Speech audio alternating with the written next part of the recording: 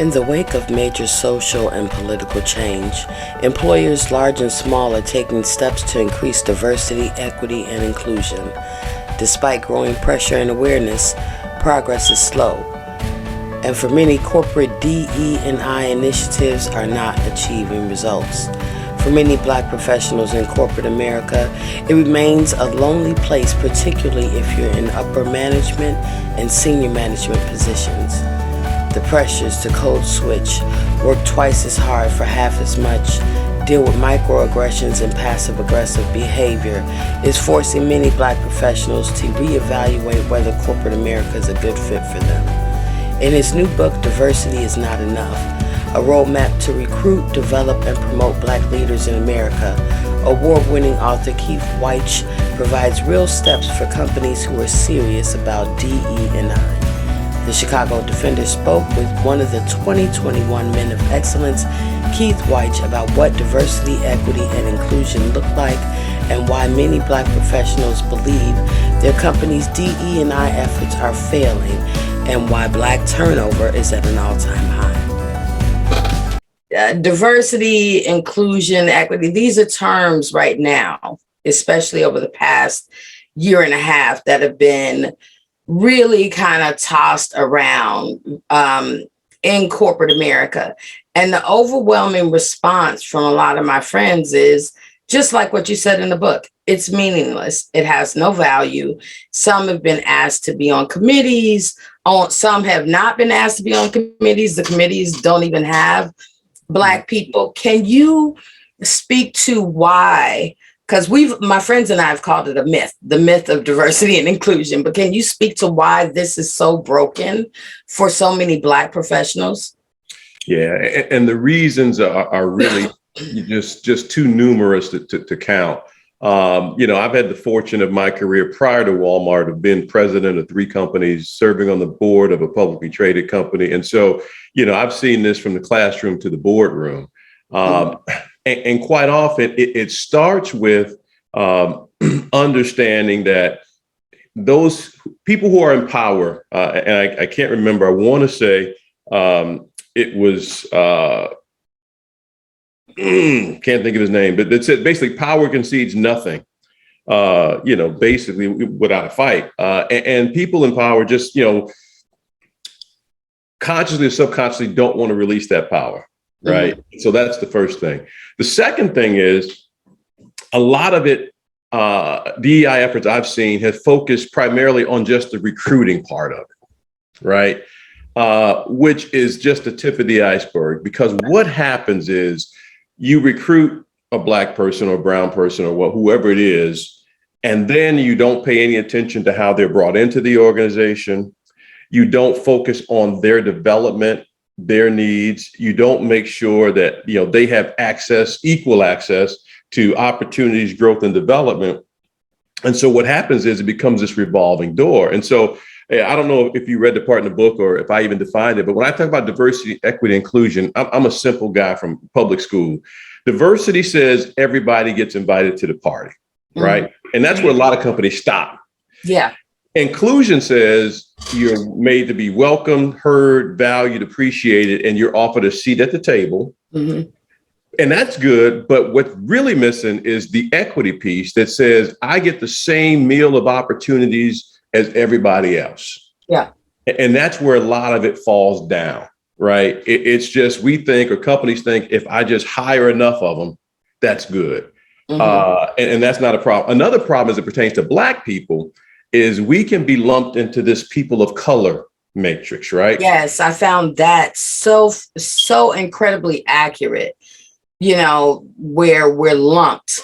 Mm-hmm. and it's almost your identity is stripped in a way.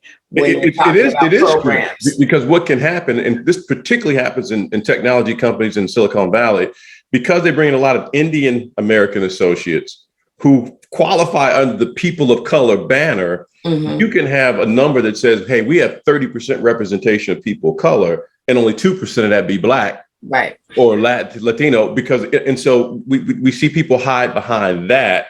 And then the other, if I had to say a third thing that hurts us, is inaccurate reporting. And what I mean by that is companies can say, hey, we have 22% representation of Blacks in this company, which is great. But when you peel that onion back, Danielle, what you find is it's all clustered at the bottom at entry level, low level jobs. Yeah. And as you matriculate up to senior level officer, that number goes from 22% to 2%. Yeah, or less. Right? Yeah.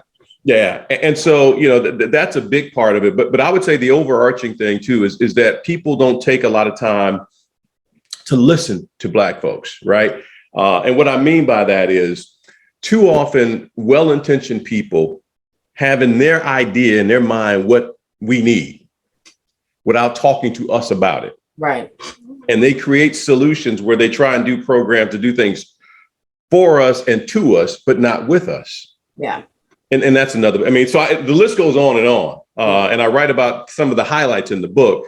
But it's really a situation where if companies are serious, and I've been doing this a long time, I've been consulting in this space a long time. And I'm sad to say that there are companies who do it to check the box. I think the civil unrest after George Floyd has called a flurry of activity, i.e. hiring all these chief diversity officers and, but is it sincere? And I measure sincerity as in, do you put your resources behind it? Don't hire a chief diversity officer and they don't get the people, the dollars, the support, or the access to do their job. Mm-hmm. So there's just so many things. And so I try and codify them in a simple way in the book. One of the things I've experienced in others is when you hit mid to upper level positions in these companies, there's, for some, a lot of Black professionals, there's a loneliness. You're either the only one in an office, so you don't have a peer or even a mentor or somebody that you can kind of, share ideas with, vent to, have Absolutely. Those moments.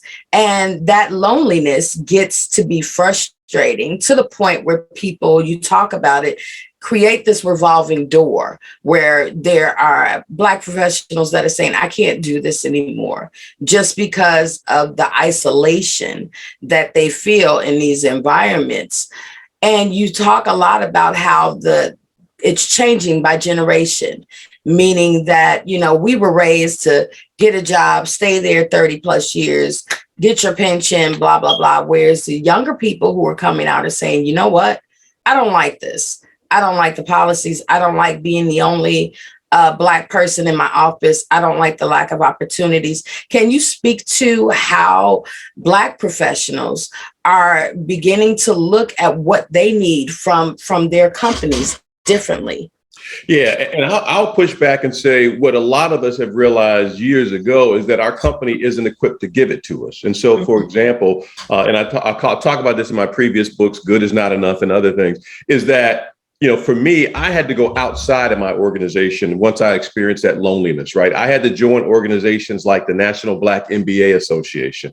Right. I had to join the Executive Leadership Council because I had to have an environment where people understood what I was going through and my challenges, right? Yeah. Now, some organizations create these African-American resource groups, and to some degree, that can deal with that. But even then, you're typically encumbered by that corporation.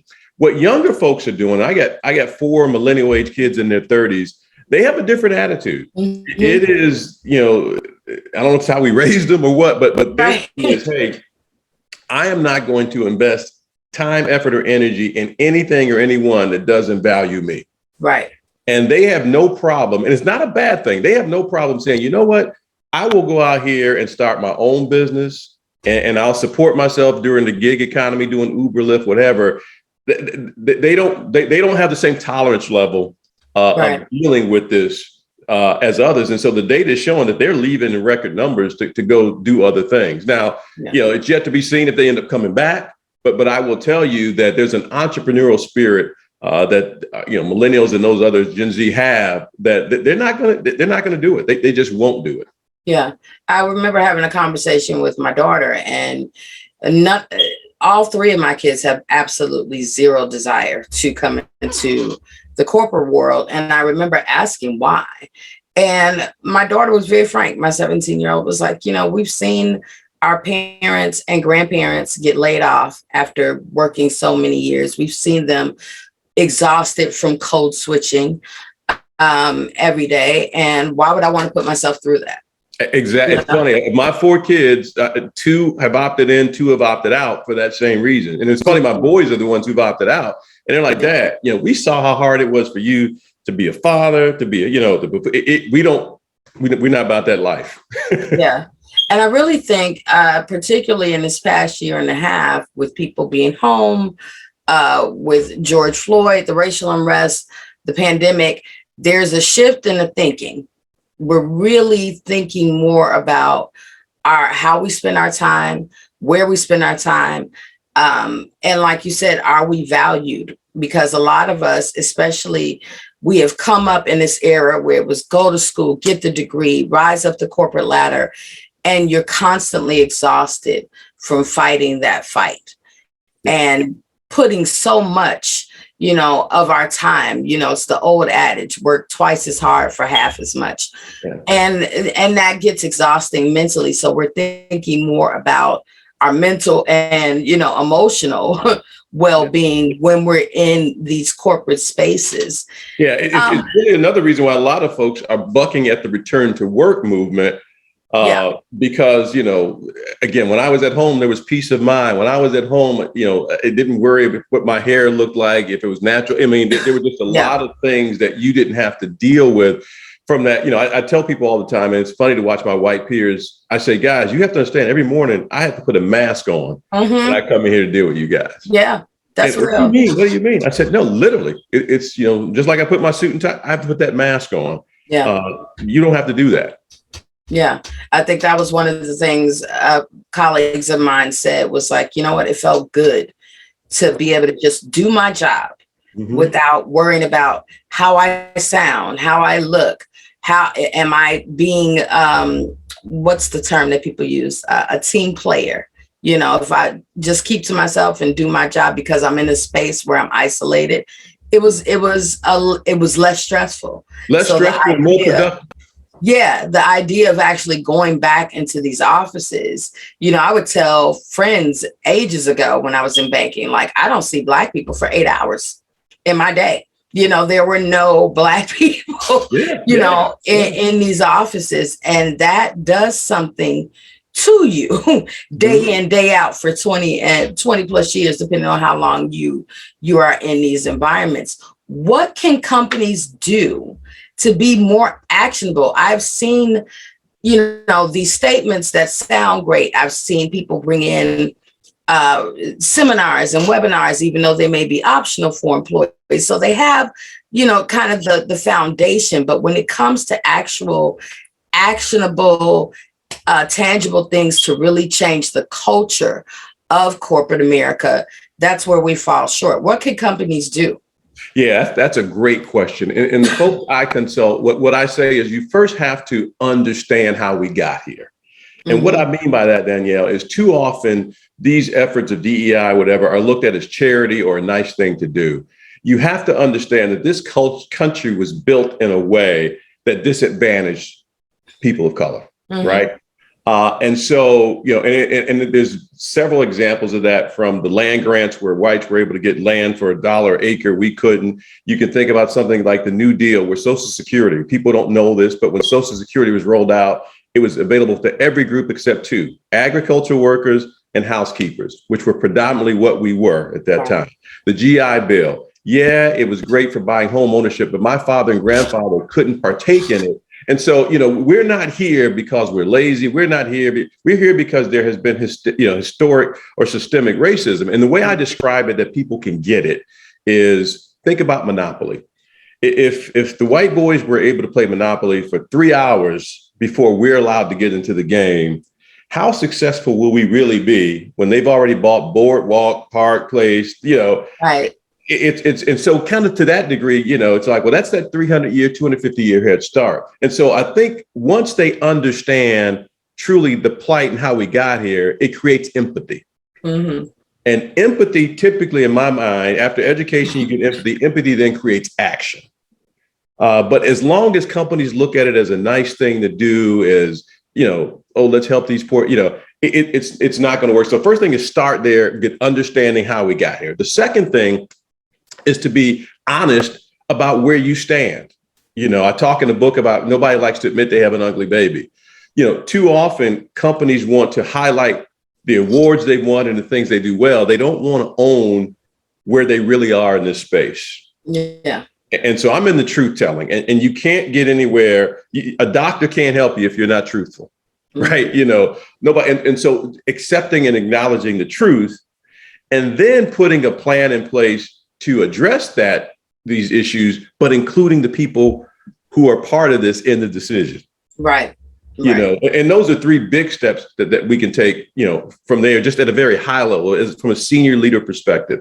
I talk to CEOs and I said, I'm not telling you not to trust your human resource people, your chief diversity officer people, but just like you go through the numbers to prepare for a board meeting or to talk to Wall Street, go through your DEI metrics to see really what's going on. Right. And dig deeper. Dig deeper. Yeah. I got to ask you, you talk about, how companies can make these changes, like these 6 conditions of change. But realistically, do you think corporate America is ready to really pull it back and really start to delve deep into making changes, not just surface changes, but in the culture? Do you really think they want to change? I think it's a continuum. And on that continuum, you have a certain percentage of companies who are woke, many of which who just became woke in the last year. Right. Realize and recognize, okay, we've got to do something different. There are companies who are realizing, as you look at the demographic shift in this country, that says by the year 2040, we will be a majority minority company. If they want to win in the war on talent, they're recognizing, hey, now I have to deal with these things. And so I am telling you that, of the companies I interact with, I would say, 15 to 20% of them are really starting to say, okay, let's get serious about this. There's another group that, is saying, okay, hey, we need to look into this deeper. But, it's really one of those things where we won't tell if this is a moment or a movement until we see more progress over time. Right. Do you think it's possibly split by sectors? Because you hear about, banks and things being more conservative, kind of, practicing a lot of things that were, old school. I even hear of banks that still don't want women to wear pants. So do you think the possibility of change increases or decreases depending on the sector? I see it increasing in those sectors that are public facing or consumer facing. Mm-hmm. So if you're a retail channel or retailer, you tend to get it quicker because you can see the impact to your bottom line a lot quicker and everything else. I think the further you're away from consumer facing businesses, it can be tougher. Mm-hmm. Right. Mm-hmm. So even in banking, while, bankers by definition are typically conservative, because their constituents and their customers are more consumer focused, I think they're going to start to get it. We're seeing things like, Discover opening up a call center in the Chatham area. We're seeing things like Bank of America doing, and so I do agree with you that certain sectors, I think far away or the technology, Silicon Valley, they still got a way to go. Technology companies, they're way out there. They got a long way to go. But I do think there's both a sector piece, but also if you're consumer facing, it's a lot more imminent that you do something now. Mm-hmm. And it increases a company's bottom line. Didn't you talk about the research that shows companies that do have more inclusive and equitable practices tend to have better profits over the long run? It's been proven by McKinsey and others. You get better profitability, you get greater innovation, you get better engagement, better retention. You're viewed as an employer of choice. And it really just makes sense. I'll use a grocery retail example. I used to run Cub Foods. I was president of Cub Foods. And I noticed that in our stores, we were merchandised the same, whether it was a Black community, Latino, Jewish, what have you. And just working with our team to say, okay, first of all, let's make sure we hire from the community, because if it's a Somalian community, which we had several in Minneapolis, it helps to have people from that community work in the store because it builds a trust level. Right. Secondly, let's look at the products and services that we have. Are we giving them the products? I'll never forget, and I wrote about it in a different book. I went to Minneapolis to take this job, and it was Thanksgiving. All they had was pumpkin pie for Thanksgiving in the black stores. Yeah. And I said, have you ever considered selling sweet potato pie? Oh, well, no, they don't really buy it. So let's try something here. Why don't we, long story short, they realized, right. And we just went from there. In Latino communities, do we have plans? Are we giving, and this is where DEI has a business component to it. It helps your bottom line. Sales went up in every one of those stores when we do that and companies get that focused and that targeted. Yeah. Well, I got to ask you, what advice would you give to mid to upper level Black professionals who are frustrated? They have the credentials, they have the time and the hard work that they put in, but they're in spaces now where they just don't know, do I take my degree and toss it to the wind and go somewhere else, or do I stay and stick it out? What do you tell frustrated Black people in corporate America? Yeah, the first thing I tell them is you have to own this, right? And what I mean by that is, one of the things that if we're not careful, we'll do is we'll take a job with a company without any insight into their culture, their practices, what have you. And so we'll have a great job in a horrible company for us, and then we get frustrated. So the first thing is I would say, hey, let's look around and see, are you in an environment where you can grow and thrive and are appreciated? And there's ways to check that from looking at the board of directors, but more importantly, do you see senior leadership like you? Do you see programs in that organization designed for your development and those types of things? And if you don't see those, you might want to consider, is there somewhere else you need to be? Right? Life is too short to be overly frustrated, right? There are others who, need to look and say, is what I'm doing something I can take and do on my own and make money for myself as opposed to make money for this organization? And so there's no one answer, but it really starts with the self-evaluation of, am I somewhere where I'm valued, appreciated, respected? And if I'm not, do I want to deal with the frustration that comes with that? I've had some Black folks I talked to said the paycheck was so good, they'll deal with that nonsense. Yeah. And that's a personal choice. Yeah. And that's more my generation. I'm a baby boomer. So, we going to tough it out, Right. Because we want our bills paid. Absolutely. My Gen X sisters, they're in the middle. And then my millennial kids are like, absolutely not. Yeah. So to see young people even thinking like that, I think will save years of frustration. They probably saw their parents and grandparents coming home after a day of work, where you just, kind of do that. Absolutely. Again, they saw that frustration, right? And so, I'm a big corporate guy. And so, my thing is, if that's your, if you're built for that, let's figure out a way to stick it out. If not there, somewhere else. But if you have that entrepreneurial bent, now's a good time to pursue that as well. But at the end of the day, nobody needs to be where they're not valued, appreciated, and treated fairly. Well, I think the book is an incredible resource for companies and for Black professionals who. Yeah. And I wrote it for 3 different audiences. The first audience were those CEOs, HR professionals, and chief diversity officers to say, if you're really serious about this life, here's what you can do. No excuse. Don't give me this crap about you don't know where to find them and we can't. Yeah. No. And in the book, I give you, here's places you can go to find, so that's that audience. The other audience is what you speak about, is that Black associate who's in a company that's, struggling with it, and they can read it for themselves, empower themselves, but also share with your leadership. Hey, have we tried this? Have we done that? Because it's not rocket science. Yeah. It really isn't. And we've seen it work. So we know the blueprint. We know if we get focused, if we develop, if we give attention, if we get exposure, we can get, we can do that. It's really about changing the culture. And that involves layers upon layers, depending on the sector that you're in. So, And one last thing, and this is a point I don't want you to miss.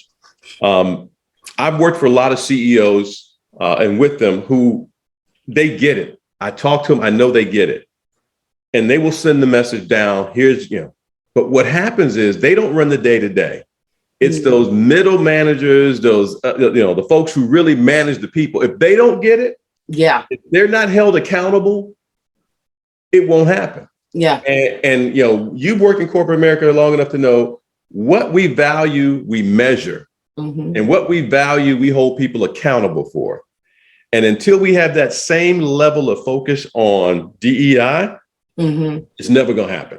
Yeah. The CEO can say it all day long. If they're not holding people accountable, measuring results, it's not going to happen. You talk a lot about, how unconscious bias comes into play, even in the recruitment and retention process with employees. And those are the things that I think really speak when you're talking about changing the culture. Yeah. That involves everybody looking at themselves. Absolutely. Yeah, I put that cartoon in there where the man is interviewing, he's looking at a candidate. It's a mirror. He's looking at himself, right? It's like, he wants to hire another one like him, and unconsciously we do that if we're not careful. Yeah. Well, I also have to offer you congratulations. I know you're a man of excellence for this. Thank you. I will see you at the ceremony next week. So look forward to it. And I appreciate all you do. Thank you. And I will see you next week at the Men of Excellence. All right. Bye-bye. Take care.